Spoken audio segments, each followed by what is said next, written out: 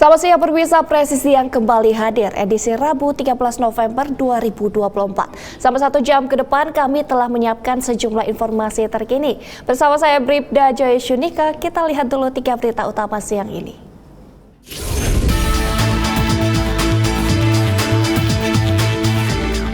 Polda Sulawesi Selatan telah menetapkan 3 orang tersangka kasus peredaran kosmetik di Kota Makassar yang diduga mengandung bahan merkuri.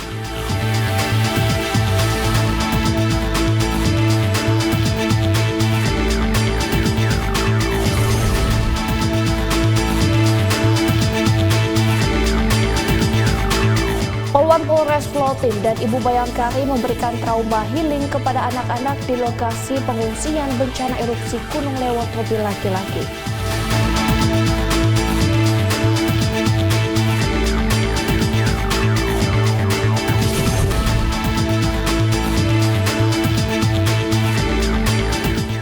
Ditres Narkoba dan Bidang Keuangan Polda Sumatera Selatan membagikan makan siang bergizi ke sekolah luar biasa Cekarya Ibu.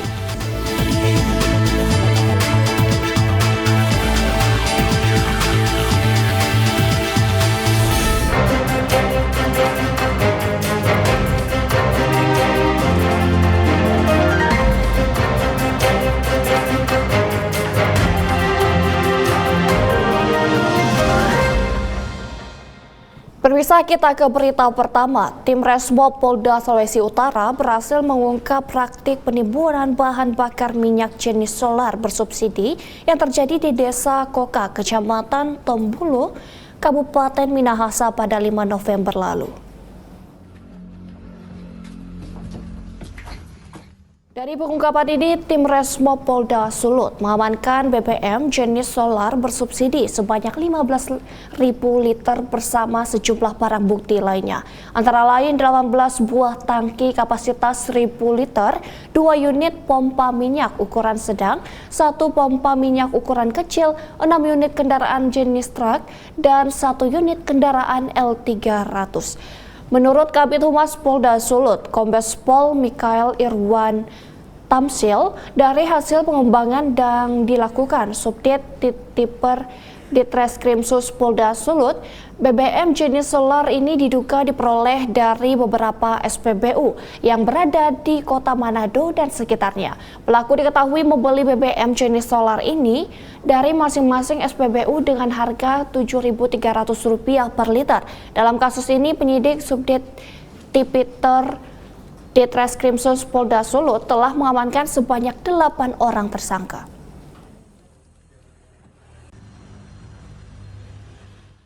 Pemirsa, masih di Sulawesi, Polda Sulawesi Selatan telah menetapkan 3 orang tersangka kasus peredaran kosmetik yang diduga mengandung bahan merkuri di Kota Makassar. Ketiga tersangka merupakan pemilik skincare. Kasus ini bermula dari hebohnya ulasan dokter yang menyebut sejumlah produk skincare di Makassar mengandung bahan merkuri. Polda Sulsel bersama BPOM Makassar kemudian memeriksa sampel kemudian produk skincare yang beredar di pasaran. Hasilnya polisi menyita 6 produk skincare yang ditemukan memiliki kandungan bahan merkuri, yakni Mira Hayati, Venny France, Raja Glow, Maxi Glow, Besti Glow, dan NRL. Produk kosmetik ini beredar di sejumlah wilayah di Sulsel. Kapolda Sulsel Irjen Pol Yudiawan dalam rilisnya pada Jumat lalu menyampaikan bahwa produk berbahan merkuri terungkap dari hasil uji laboratorium BPOM Makassar. Tiap produk skincare itu disebut memiliki fungsi perawatan yang berbeda.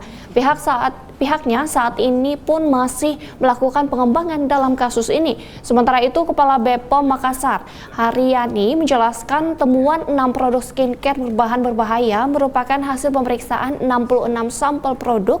Dari 6 produk positif merkuri ini, diantaranya tidak memiliki izin edar.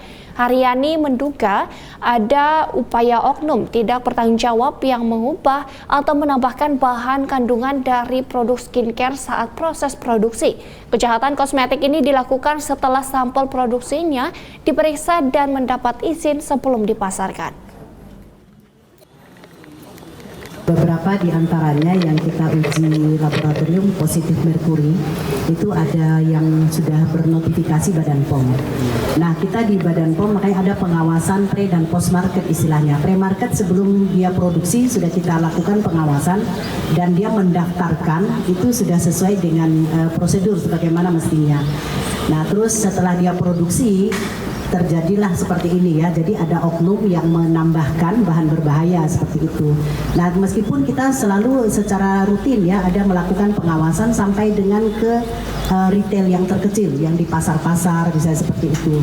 Nah, ini yang kalau istilah kami adalah kejahatan di bidang kosmetik dalam hal ini karena kosmetik. Makanya kita ada PPNS yang selalu di backup secara teknis oleh Ditkrimsus ya Pak ya dengan penyidik dari Polda. Nah, untuk melakukan pengawasan di lapangan. Ini kejahatan di bidang kosmetik istilahnya. Pemirsa, selain mengungkap kasus peredaran kosmetik berbahaya, penyidik Polda Sulawesi Selatan berhasil mengungkap sebanyak 31 kasus tindak pidana korupsi dengan menetapkan 21 orang sebagai tersangka.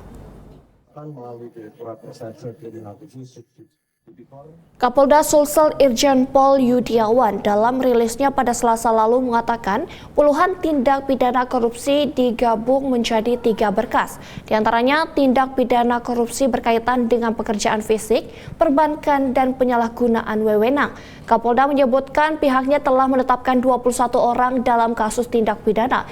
Sementara saksi yang diperiksa sebanyak 453 orang dan 12 orang ahli. Dalam kasus-kasus ini, Polda Sulsel menyita barang bukti sebanyak 350 dokumen seperti BPKB, sertifikat tanah, serta dokumen penting lainnya.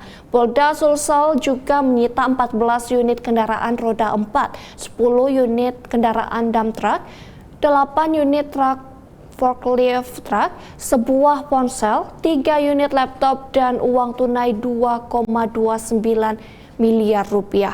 Kapolda menambahkan dalam kasus ini menyelamatkan uang negara senilai 8,7 miliar rupiah lebih, sementara hasil perhitungan kerugian negara sebesar 25,4 miliar rupiah lebih dengan potensi kerugian negara mencapai lebih dari 59,4 miliar rupiah. Kemudian ini potensi kerugian keuangan negara ini 50. Pemirsa, kita beralih ke Kalimantan Barat. Polres Kapuas Hulu berhasil menangkap 5 pelaku pengedar narkoba jenis sabu dengan total barang bukti seberat 36,98 kg.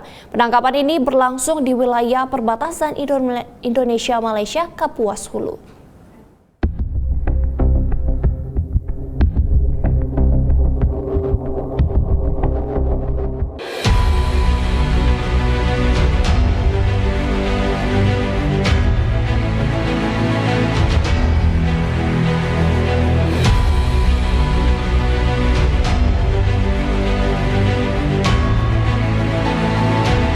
Pada hari ini, kami Polres Kapuas Hulu akan melaksanakan konferensi pers, yaitu dalam rangka pengungkapan tindak pidana narkotika, mengacu kepada arahan Bapak Kapolri kepada seluruh jajaran Polri. Kapolri menyampaikan tentang Asta Cipta Bapak Presiden Republik Indonesia yang salah satunya adalah terkait dengan pemberantasan tindak pidana narkoba.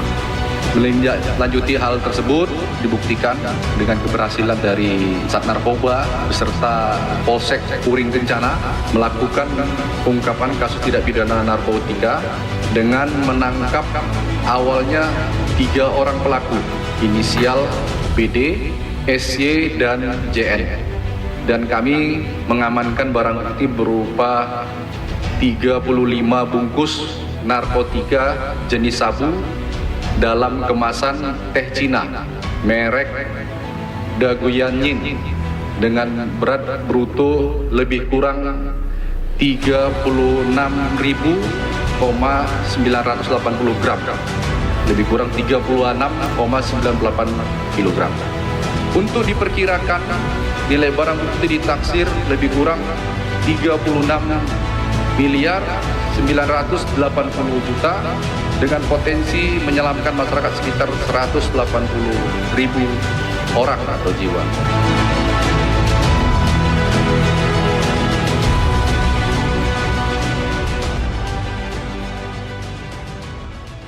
Pemirsa, kita ke Jawa Barat. Satuan Reserse Kriminal Polres Sukabumi Kota berhasil menangkap 2 pelaku dugaan penyerangan anggota komunitas Vespa di 2 lokasi berbeda pada Selasa lalu.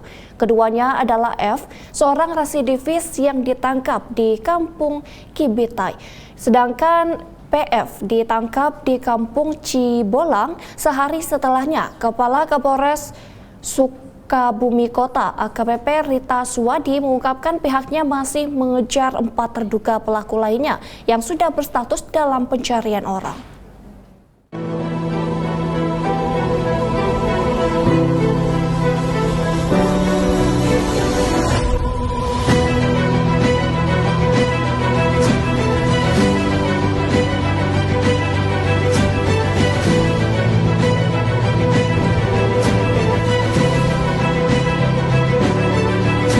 Berdasarkan laporan polisi nomor LPB 449 10 Romawi 2024 SPKT Polres Sukabumi Kota, Polda Jabar tanggal 27 Oktober 2024, Satuan Reserse Kriminal Polres Sukabumi Kota berhasil mengungkap dan mengamankan 2 dari 6 terduga pelaku yang terlibat dalam tindak pidana penganiayaan dan atau pengeroyokan 2 anggota komunitas Vespa yang terjadi di Jalan Ahmad Yani, Kelurahan Gunung Parang, Kecamatan Cikole, Kota Sukabumi, pada hari Minggu 27 Oktober 2024 sekitar pukul 1 dini hari.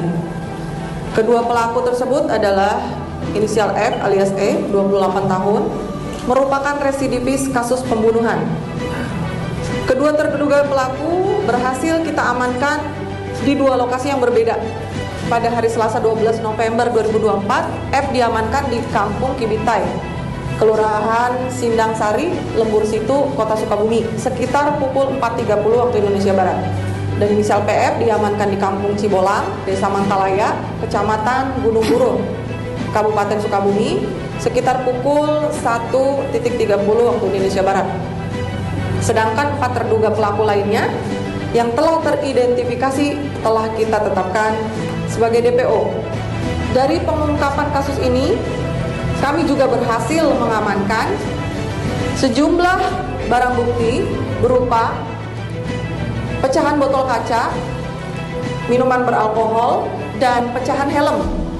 Saat ini kedua pelaku telah diamankan di Mapores Sukabumi Kota guna kepentingan penyidikan dan terancam pasal 170 dan atau pasal 351 KUH pidana dengan ancaman pidana penjara di atas 7 tahun. Pemirsa, Presiden Prabowo meminta para menteri dan pejabat terkait untuk memberikan laporan terkait pengembangan penancanan bencana erupsi Gunung Lewatobi laki-laki di Flores Timur, Nusa Tenggara Timur. Informasinya akan kami hadirkan setelah jeda berikut ini.